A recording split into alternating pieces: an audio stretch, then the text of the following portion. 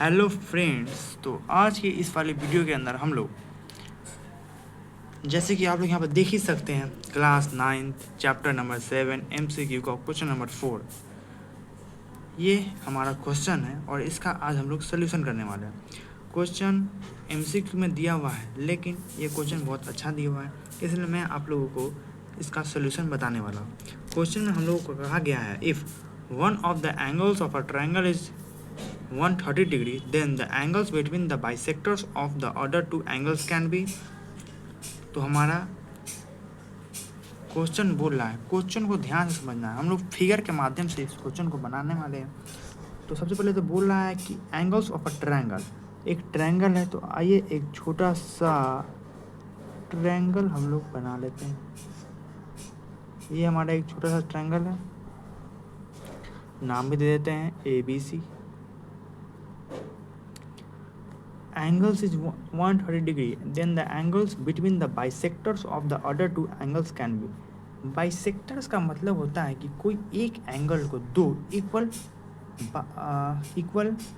Part में bisect करना। It means अगर एंगल B को हम लोग बाइसेक्ट करें और एंगल C को बाइसेक्ट करें तो ये हमारा O पे एक पॉइंट मीट करेगा। और हम लोग कह रहा है कि if angles between the bisectors of the other two angles, और एंगल B और एंगल C का बाइसेक्टर एंगल OB बाइसेक्टर है एंगल B का, एंड OC बाइसेक्टर है एंगल C का, और एंगल A हमारा 130 डिग्री दिया हुआ है। दिया तो नहीं हुआ है, लेकिन हम लोग मान सकते हैं 130 डिग्री एंगल A है। अगर हम लोग को मन नहीं है तो एंगल B को भी हम लोग 130 डिग्री मान के और एंगल A से एंगल C से निकाल कर इसको O करके बाइसेक्टर कर सकते हैं। और हम लोग को पूछ रहा है कि ये एंगल कितना होगा, ये एंगल कितना होगा। तो बहुत अच्छा क्वेश्चन है, आसान क्वेश्चन है, हम स्टेप बाय स्टेप समझेंगे। तो हम लोग यहाँ पर लिखेंगे, हम लोग तो ये तो जानते हैं कि एक ट्रायंगल में तीनों एंगल का सम 180 डिग्री होता है। तो यहाँ पे हम लोग लिखेंगे angle A plus angle B plus angle C बराबर 180 डिग्री। यहाँ तक कोई दिक्कत नहीं है। अब आता है मेन बात, OC is the bisector of angle ABC। It means OC जो है वो एंगल B को हाफ पार्ट में इक्वल पार्ट में डिवाइड करता है। इट मीन्स एंगल ABO जो इक्वल है एंगल OBC के, मतलब जितना एंगल OBC जितना ये एंगल होगा उतना ही हमारा ये एंगल होगा, जितना ये एंगल होगा उतना ही हमारा ये एंगल होगा।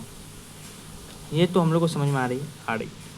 अगर हम लोग हाफ एंगल A, उससे पहले एंगल A का वैल्यू 130 डिग्री दिया होगा, plus angle B plus angle C equal to 180 degree. यहाँ से B प्लस C कितना आ जाएगा, 180 माइनस 130 50। अगर हम लोग half angle B plus half angle C करें तो अगर हाफ से इधर भी गुना कर रहे हैं तो हाफ से इधर भी गुना करेंगे तो ये 25 टाइम्स कट जाएगा। Half angle B plus half angle C बराबर 25 डिग्री। अब आप लोग बोलिएगा 1/2 से मैंने गुना क्यों किया, मेरा मर्जी नहीं। OB जो है वो बाइसेक्टर है। अगर हम लोग एंगल B को हाफ कर दे तो एंगल OBC हमारा इक्वल हो जाएगा एंगल ABO के। और ये क्वेश्चन में हमारा गिवन है कि bisector of the other two angles can be, इसलिए हम लोगों ने ये किया है।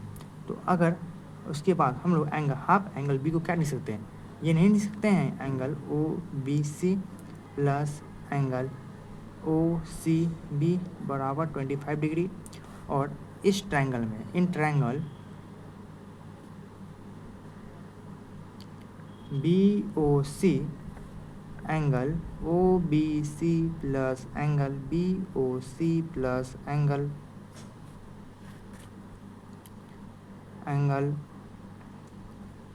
OCB बराबर 180 डिग्री, 180 डिग्री हो जाएगा। तो अब हम लोग angle OBC plus angle OCB equal to 25 degree दिया हुआ है। Angle OBC plus angle O C B 25 degree है, 25 plus angle B O C equal to 180 degree. तो एंगल बी ओ सी बराबर 180 माइनस 25 करेंगे तो 155 डिग्री हमारा आंसर आ जाएगा।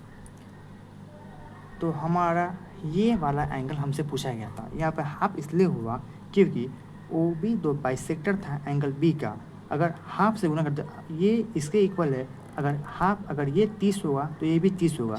अगर मान लीजिए एंगल बी हमारा 60 डिग्री है, एंगल बी हमारा 60 डिग्री है, तो एंगल ओ बी सी 30 हो जाएगा और angle O B A 30 degree हो जाएगा।